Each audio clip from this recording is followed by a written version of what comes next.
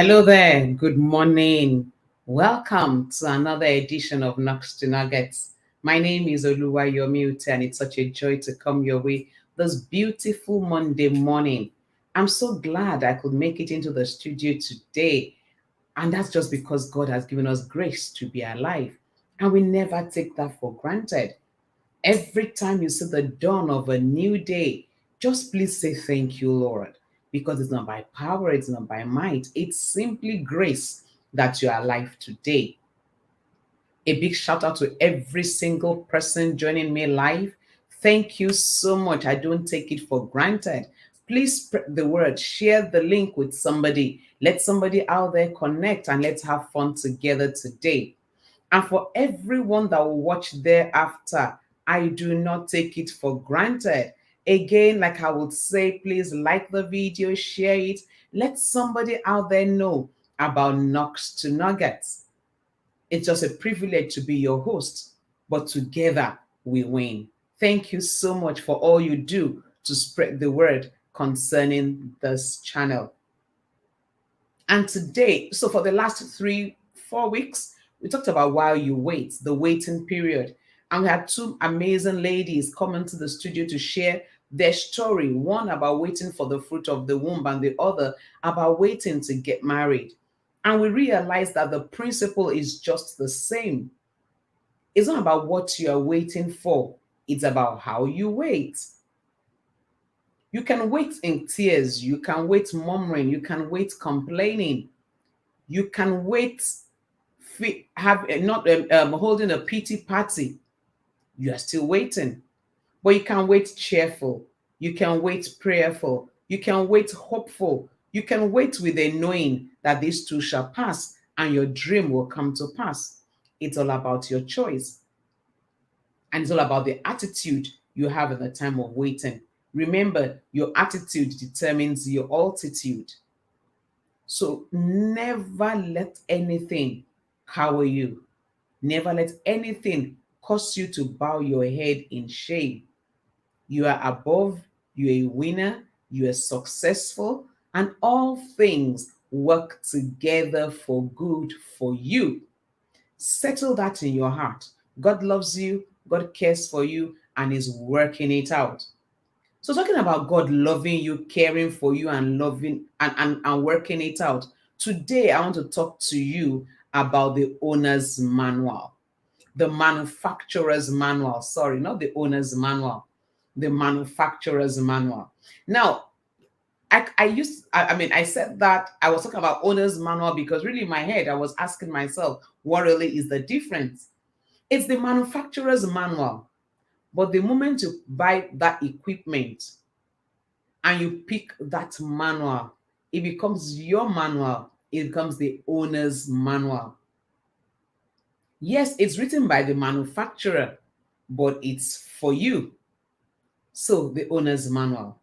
Now, when I thought about this topic, I actually was wondering, now you have come. Owner manufacturer's manual, owner's manual. Where is this all coming from?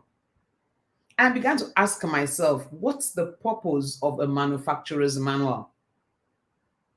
Why would somebody put up an equipment and then take the pains to write everything about the equipment he or she thinks you need to know, and at the point of purchase ensure you get it?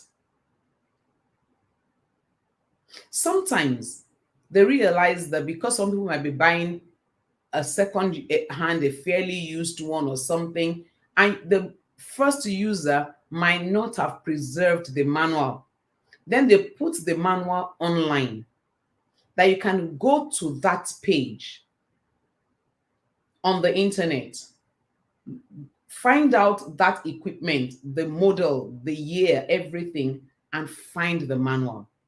That's how important the belief the manual is to you. Now, for the average person, I don't care where you're from, white, black, polka dot, like Bishop Michael Okonkwo will say, whatever the color is, there's something we all do.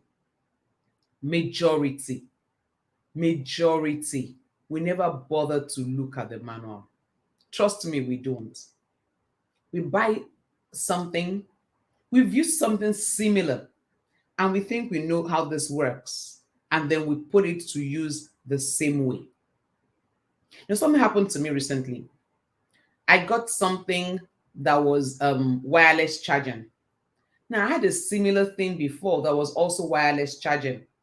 So I said to myself, there's no point bringing out the charging port. Since they are both wireless charging, this will work for the other. Now, don't look at me like that. I'm sure you've done that before as well. They're both similar.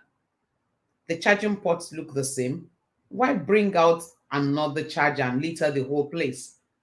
So I picked it and plugged it on the former charger, another brand. And then it began to blink. It was just blinking. It was just blinking uncontrollably. And I knew I was about to spoil it. So I disconnected it. And I was like, why? But they're both fast charging cables. They're both wireless charging. So what's going on here? So I went to its own box, brought out its own charger, and voila, it worked well. And that again set me thinking more about what we're talking about today. How many times do we use B with the knowledge of A? Many of us have phones that we never get past 10% of its use. Many. I used to crack a joke at somebody I love so dearly and who loves gadgets. And I say, you know what? You buy the best of phones, but it's all hello, how are you? That's all you do with this phone. This phone can do it, can record, you can edit with it, you can produce a video clip with it, you can do an audio recording, you have your notes in it, you can have your accounts in it, there's so many apps that you have in there. You can do so much. Hello, phone calls, text messages, chats is the least that phone can do. But really stop and think, how many of us get past those three things? Phone, text, chat. Okay, a lot of us go past that. We take pictures. But you know that phone can edit that picture for you. Okay, we take some video clips. So you're in a party, somebody is dancing, and then you just record the dance. Yes. Do you know that phone can actually edit that dance? And then you can form a lovely movie, short clip, and put it out there, and somebody will just be excited watching it. Do you know that phone can do it?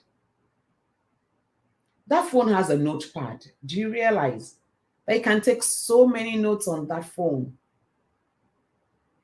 I know for some phones, they come with a full Microsoft Office. So you have your Excel there, you have your PowerPoint there. Do you realize how many of us use them? The truth is this: many times we don't even know 1/10th, 100th at times what that gadget in our hands can do. You know why? We never took time to read the owner's manual that the manufacturer has put together. It's the manufacturer's manual. There was something at the back of the manufacturer when he was putting that thing together. There was something he was thinking of that gadget would do. And he was thinking of certain sets of people. So if somebody who loves acting, who loves doing skirts, picks up this phone, I want the person to be able to start and finish a skit and upload all with this phone. And so put so much into it. Memory, space, all sorts, softwares, so many things into it. But a lot of times we never just discover it. Oh, there's another thing we're learning to do now with our phones, but not everybody. Mobile banking. Oh, so voila. You call, you chat, you text, you take pictures, and you do banking. Wow, 5 things. But that thing can do 50 things. It can do 100 things. It can do 500 things. You have just not discovered it. But let's bring it down home. Is that not about us? About your life? Many times we're living and we think we're living to the full. We're doing so much. We're feeling good with ourselves. We're feeling excited with ourselves. But are you maximizing yourself? Do you realize that you were born for a purpose? Do you realize that you are not a product of accidental discharge? Even if you were born out of wedlock, that means your parents did not plan to have you. Somebody planned for you to come into this world. And in putting you together, it actually has a manual that came with you. Mhm. But many times we go through this life not even discovering what the owner's manual contains. We never bothered. What does the manufacturer have in store for this vessel? A lot of times we pattern our lives after people. So, yes, I love that person. I want to be like that person. Oh, I love that person. I want to be like that person. So, we are reading their biographies. We are following them online. We're following them on all the social media handles. We're following their digital footprints. We're learning to do what they do. Hey, have you found out what the manufacturer had in store when he made you? And the truth is this: you can never be satisfied until you find the reason why you are here. That's the truth.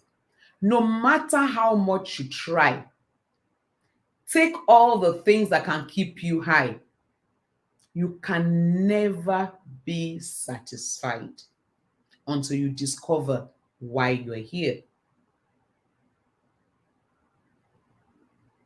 My pastor will say God is a God of plan, purpose, design, and objectivity. He did not just throw you here. You did not just appear on planet Earth. You are not another number. So you say, what's your social security number? What's your NIN? What's your BVN? All the N's. No, you are not the N. You are not a number. You are here for a purpose. Now, whether you will fulfill the purpose or not is another thing, a different conversation. But you are here for a purpose. You were born into that family intentionally. None of us came by here by accident. Have you not heard of some people who take in and they try to abort that baby? They do everything to abort, but somehow that baby is not aborting. And then suddenly the child is born. And then if it's like where I'm from, I'm a proud Yoruba girl from Nigeria, they will say Boluwatife, as the Lord wills. That means we've done everything, but this child still came. So as the Lord wills. But do you realize that you willed it for a purpose? So you were born. You went through school, from the creche to the kindergarten to the primary to the secondary, the college, the uni, whatever you call it, where you are. You graduate. If you're from the side of the globe, you're going to go for the 1 year service, serving your nation. Other nations don't have that. You go on, probably you get a job or you go in for your master's or professional qualifications, and you keep going and you keep getting better and better in a skill that you have chosen. You get a job, you are earning money, and you think that is all? No, life is beyond money. After all, some people are not working and they are earning because while they worked, they had set money aside and their money is working for them. Or they got into a business line and every day they're enjoying the profits, the dividends. They're not working, so they are having money. If life is all about making money, so what will they be doing? They're no longer making money. Money is coming to them. Does that mean it's the end? That tells me that life is more than making money. There's something you are called to do. There's a reason why you are here. Now, we all know the eraser. The person that made the eraser clearly had the pencil in mind. So when you write with a pencil and you need to clean it because you made a mistake, you pick an eraser and you can clean it. And your paper is neat, it's preserved, and then you can write the correct thing. Or maybe you were drawing, you were doing a sketch. You can use the eraser very conveniently. But do you know what? If you are writing with a biro, you cannot clean it with an eraser. If you attempt to, you know what? You're going to destroy that piece of paper. You know why? Erasers were not made to clean out biro. You may try. I remember when I was in school, I tried. At the end of the day, the paper practically gets perforated, and you're wondering, so what have I done? The only challenge is this: you are using the wrong thing. The eraser is meant to clean, but clean pencil marks, not biro, not ink. Then to now worsen it, use a permanent marker to write, and you want to clean that with an eraser, is not going to happen. Now, as the eraser failed, because you tried to use it to clean that marker or that ink from that paper, as the eraser failed. No, it has not. It hasn't failed. When it was manufactured, it was not manufactured to clean out ink. It was manufactured to clean out pencil. So who is at fault? You. Because you picked it for the wrong thing. Many times we are like that eraser trying to clean out ink. Stop and ask yourself. The easiest pointer to know if you are following the manufacturer's plan designed for you is to ask yourself one question: are you fulfilled? Are you excited about what you do? Are you not just happy? Are you fulfilled? Are you satisfied? When you think of that assignment, does it light up your face? Do you feel good? Or are you just about it saying, oh, I've got to earn my pay. 30 days make one pay. Let me just go and earn my pay. Oh, I've just got to do this. I don't have a choice. So you are forcing yourself to keep awake. You are forcing yourself to work. You are forcing yourself to concentrate. Is that it? If you are not satisfied, if you are not fulfilled, there's an indication that you're not fulfilling purpose. You're not doing that which you are called to do, even if you are making a lot of money from it. Remember, money is not an indicator of purpose. When you look at the manufacturer's manual, it covers areas about that equipment. Sometimes they will draw the entire equipment and tell you what all the parts are called. It will tell you what it can do. And what it can do is not about location. If you pick a blender, it will blend here in Africa just the same way it will blend in America. But you need to check the power rating. Because the power rating in Africa might not be the power rating in America or in Canada or in Europe or in Asia. So they'll also tell you the power rating. I recall years back, I think I was in I was in year one in the uni. And I bought this thing. I bought this cassette player. Excited, bought it, happy, got into school, but I didn't look at the manual.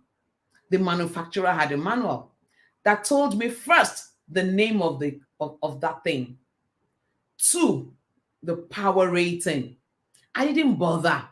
I picked it up and I plugged it. and wow, it blew. Guess what? I had plugged a 110 into a 220-volt plug. Of course, it blew.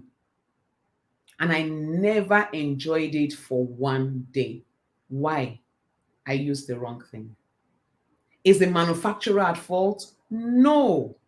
A manual came, the manufacturer wrote a manual, attached it to it. I never bothered to open it because I thought I've been playing radios before, I've had cassette players before, I know just how this works. Is that like you? Now, when we're talking about you, what is the manufacturer's manual? First, who is the manufacturer? It's God. You are God's creation. He made you and made you for a purpose. When he was putting together this girl called Yomi, he had something clear in his mind. I need this girl to go into the world to achieve ABC. So where is the manual? The Bible. That's it. There is nothing you can do about that. Whether you believe or you do not believe does not change the fact. It's like me and that cassette player. Whether I believed that the manufacturer knew what he was writing or not, didn't matter. The moment I plugged it in the wrong place, off it went. Then I said, oh no. Then I opened the manual. Then I realized it was 110. I should have gotten a step down socket. History. I should have. I've blown it.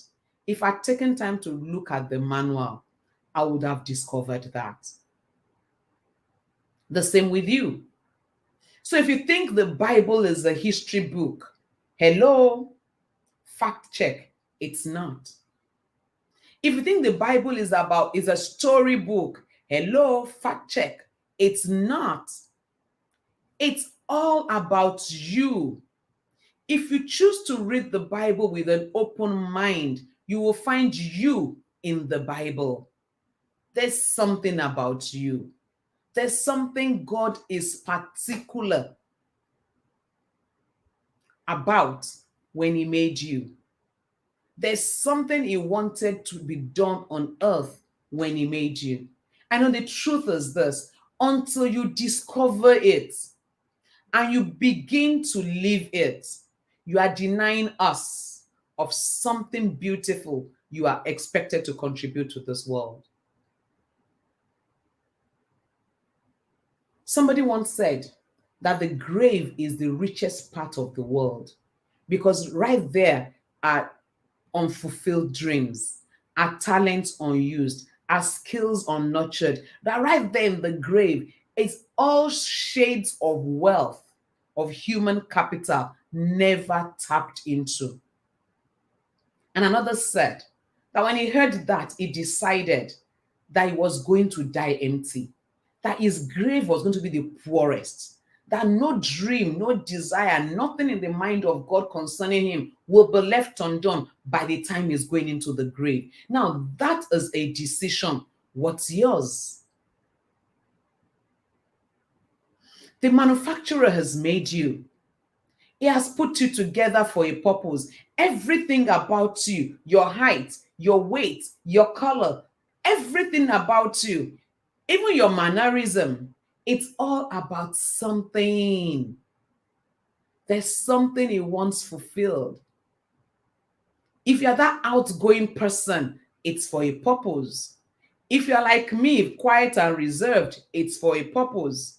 And if you're in between, it's also for a purpose. Have you found purpose? Purpose is not that thing you look for outside. Purpose is that thing you look for inside. Because everything you are is in you. Imagine me buying this pen and I want to discover the purpose for this pen outside this pen. It's not going to happen. For me to know if the pen can write, I must uncover it first. So I'm not going to come out and then ask somebody, hey, that pen, can it write? You are holding the pen. Discover if it can write. Whatever will make the pen write is in the pen. It's not outside the pen. At least the pens that have their ink in it. I know there is the fountain pen. Those ones used in, I'm sure it's not by father's time, not by grandfather's time, maybe my great-great-grandfather's time. When you pick up, your pen is just a pointed metal, and then you dip it into the ink to write. You dip it into the ink to write. You dip it into the ink to write. But even at that, guess what? What makes it write? The tip is on the pen. That's the truth. So if you must discover purpose, yes, listen to tapes about purpose, read books about purpose, but the place to discover purpose is by coming back into yourself, sitting down with your manufacturer and saying, God, let's have a conversation. Why am I here? And the beautiful thing about it is that it's never too late to discover it. No, it's never too late. I know the best time to discover purpose is like year one, but the next best time is now, right now. It's not about your age. After all, God called Abraham at age 75 and says, come, follow me. 75-year-old. But he followed. And today we are still talking about Abraham. And we're all saying, I'm a daughter, I'm a son, I'm a child of Abraham. Abraham's blessings are mine. He got the call at 75. Okay, that's Bible stories. The guy that started KFC, Colonel Sanders, he was at 65. He discovered that menu. He's now dead and gone. Till today, we are still talking about it. 65 is past retirement in some professions, 5 years to retirement in others. But hello, it's what you will call the evening of life. But that was when he discovered something that not just revolutionized his life, but the entire food industry. So don't get frustrated. Don't think it's late. It is not late. There is the manufacturer's manual. Grab it.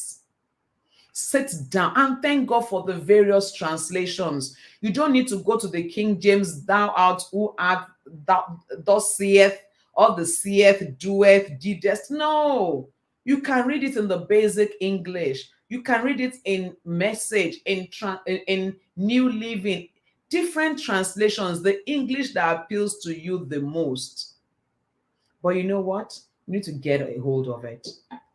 Come into your own space. Sit down, look inwards, and discover purpose.